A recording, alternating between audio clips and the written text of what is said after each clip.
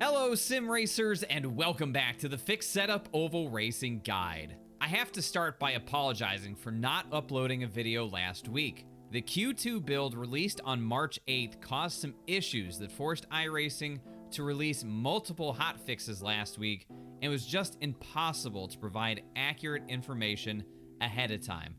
I was really frustrated to not have a video for y'all, but hopefully you were able to still find some success last week on your own. Season 2 is underway, and with it comes a new series to cover here, the super late models. You've made it abundantly clear in the comments section that you want to see late models in these videos, so wish granted. I'm excited to get some seat time in these monsters and learn how to maximize their potential. Hope you are too. Also new this week is dirt racing for NASCAR at Bristol Motor Speedway. And while it isn't my expertise, I'm going to show you how to get around this new layout and explain why a recent change in iRacing has made this a lot easier to drive. Ready to go? Let's get to it. Before we begin, please take a moment to listen to my disclaimers. As with any skill-based activity, your mileage may vary with the information shared in this video. Sim racing requires individual effort to improve, and simply watching a video will not make you a better sim racer. Tips and tricks are not one size fits all, and you may need to adjust based on your skill level. These episodes are recorded before the week begins, so the guided qualifying lap should not be viewed as the gold standard for the best lap time possible. Treat this information simply as a starting point for your own practice routine. Any analysis or commentary that I provide comes from my own experience on iRacing and may not always directly translate to what happens to you. I'm human, I make mistakes, and I can be wrong. I try my best to avoid errors and misinformation, but if I do make a mistake, you have my apology in advance. Up first, the ARCA Menard Series goes to the Milwaukee Mile for a 40-lap race that takes place at noon in Sim. For qualifying, I used a 12-to-1 steering ratio and 62% brake bias. This lap can be really tricky because it's easy to overdrive corner entry, especially going into turn 1. Think of the term point and shoot when approaching turn 1. Point the car where you want to go, and you're probably not going to miss the turn. Light brake pressure is key, and rolling the center while on throttle will make or break your lap time. My lap time was a 30.485.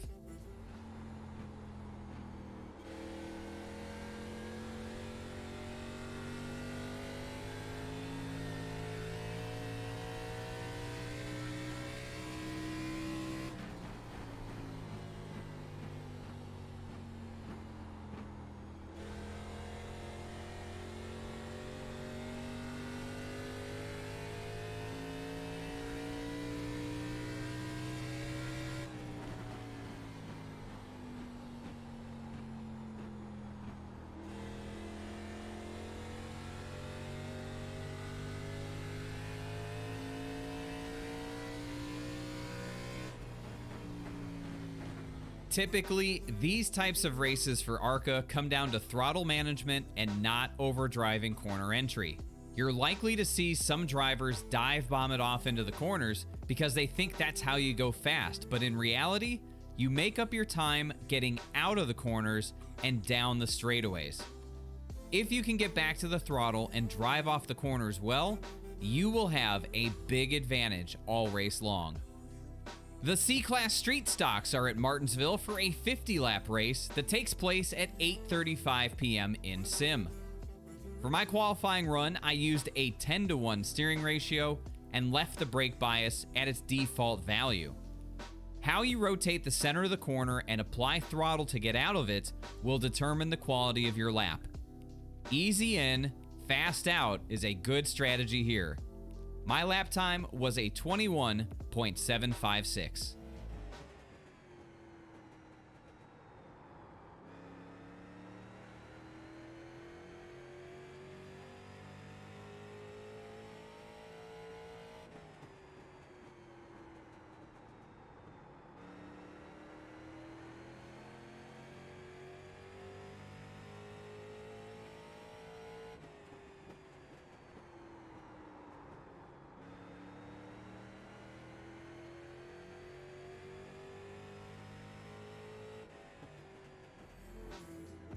I was pleasantly surprised by how fun this car is to drive at Martinsville, and I would encourage you to consider running some of these races if you want to get better at short track racing.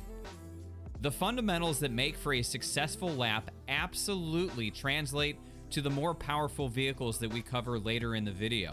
So these street stocks are a great training vehicle. Just watch out for the inevitable contact from other drivers. It is Martinsville after all. Super late model fans, the wait is over. You're headed to Lanier National Speedway for a 75 lap race that takes place at 8:50 p.m. in sim. This was my first time ever driving the super late model, and my goodness, this thing is an absolute beast. I spun out a lot, but I eventually learned what I can and can't get away with in this car. It's really all about throttle management, and being smooth with that pedal on corner exit is critical at Lanier. Pay close attention to my inputs on my qualifying lap. You will see what I mean. For my qualifying run, I used the default steering ratio and default brake bias. My lap time was a 13.600, but I'm sure there's plenty of hot shoes out there who will beat that. Let me know down in the comments section what lap times you're running.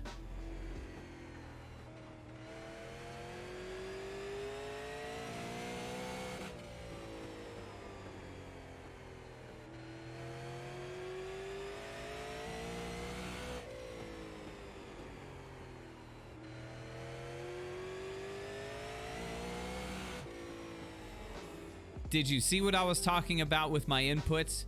I barely got to full throttle during my hot lap. This car is so powerful that it's basically impossible to utilize full throttle without wrecking at a track as small as Lanier. I love it. Protecting the bottom is essential at this track, and I imagine there's going to be a lot of wrecks because of that. Now, I really hope that these races go well, because I don't want to see interest and participation with this series drop because of bad racing, but only time will tell. The NASCAR Legends series heads to Atlanta Motor Speedway for a 90 lap race that takes place at 2:20 p.m. in sim. Why in the world are these races so long now? Oh my gosh, I got a whole rant that I could go on about that, but I'll save it for another time. These cars drive a bit differently than they did last season, and that's due to a change in the iRacing fixed setup. So expect them to feel a little bit slower and a little less floaty as well. At least that's what I've felt the few times that I've driven them this season. With the surface grip changes made at Atlanta in this last build, the car seems to thrive up top in turns 1 and 2 for a qualifying lap. It's a fun line to run, but a little dangerous given the slippery nature of this car. For my qualifying run, I used a 14:1 steering ratio and the default brake bias. My lap time was a 32.459.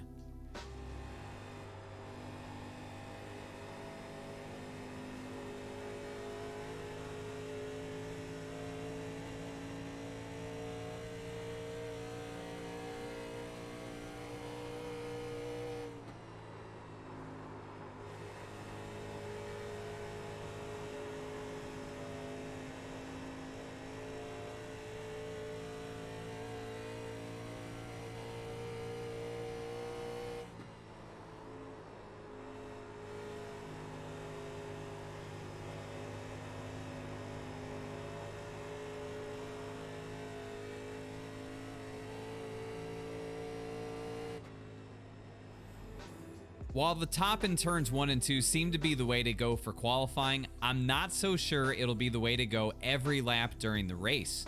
It might heat up the right rear tire too much and hurt your long run pace. You're just going to have to be the judge of that. The bottom in 3 and 4 feels pretty good, but the middle might actually be better. It's really all about driving where you feel you have the most grip. It's part of the fun of the new grip changes made to a track like Atlanta. You have some more options than just one lane. Oh, and iRacing, can you please cut the length of these races down by like 50%? It's hard enough to get a full field in this series anymore. Making the races this long isn't helping fix that. Post-recording Schildhouse here, I wanted to mention that C-Fixed and A-Fixed at Bristol Dirt this week will work off of your dirt oval license and safety rating, not your asphalt oval license and safety rating. Remember, they changed that a few updates ago. For many of you, this probably means that it's going to be a free week to just race without much worry, but that doesn't give you an excuse to go out there and be a weapon either, okay? All right, on to C-Fixed.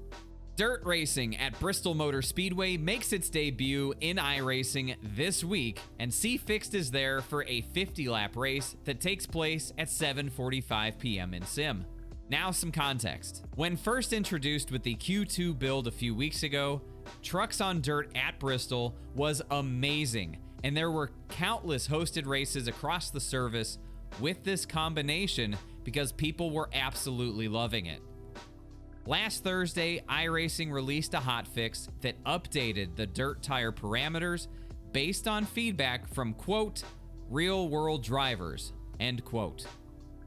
Gone was the throttle control and technique required to hustle a truck around the track, and now all you have to do is hold the throttle down and turn left. Not even joking. Some people have even compared what we have now to dirt racing and NASCAR Heat 5, and as somebody who has played that game extensively, I am pained to say it's not an unfair comparison to make.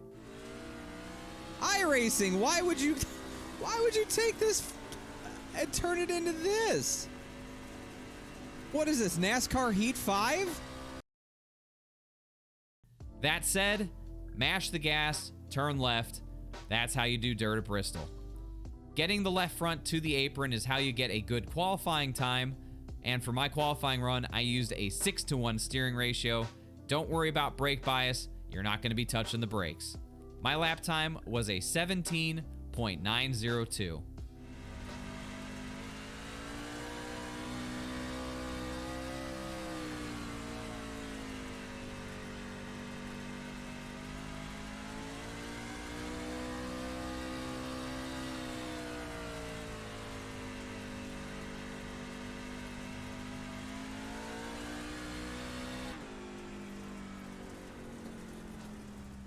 To say that I'm disappointed with the change would be putting it mildly, but perhaps this is more representative of what we'll see this coming weekend. We'll just have to wait and see. What I do know is that the community really enjoyed trucks at Bristol Dirt when it first launched, and now the sentiment is that things are worse since the patch.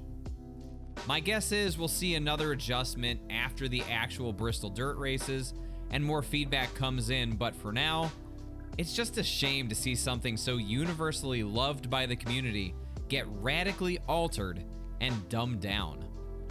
B-Fixed skips dirt and instead goes to Texas Motor Speedway for a 45-lap race that takes place at 2:15 p.m. in Sim. Like usual, this car lacks rear grip for the first few laps, so you'll have to be smooth with your inputs to get an optimal lap time. The entry to turn 1 really will determine if your lap will be good or not. It's a fine line, but you have to get to the bottom, otherwise you're just losing time. I used a 14-to-1 steering ratio and 62% brake bias for my run, and my time was a 30.146.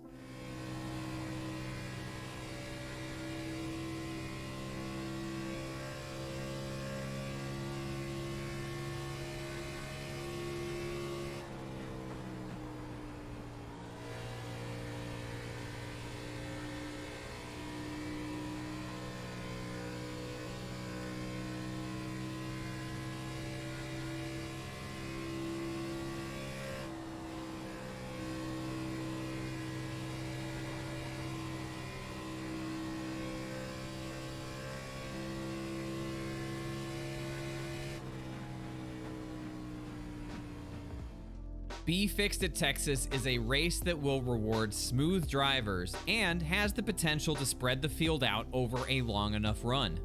Taking care of your tires should be priority number 1, so don't be afraid to let someone go if they're faster. If you're good enough, you'll reel them back in. try running a more shallow entry into turn 1. There's no need to arc all the way out to the wall. You're just going to wear out your right front tire doing that. Be smooth on the throttle in 3 and 4. That will help you save those rear tires, and you will be glad to have rear grip later in the run, I promise. A Fixed joins the trucks at Bristol for dirt racing and runs for 55 laps at 7:50 p.m. in sim. Everything that I said about how the patch made dirt racing at Bristol less fun for the trucks applies to the Cup car too. There's no need to rehash it. It's the same. Not fun. Also, like the truck, just pin the left front on the apron to optimize your lap time in qualifying. I went with an 8-to-1 steering ratio for this qualifying run. No brakes needed. My lap time was a 17.577.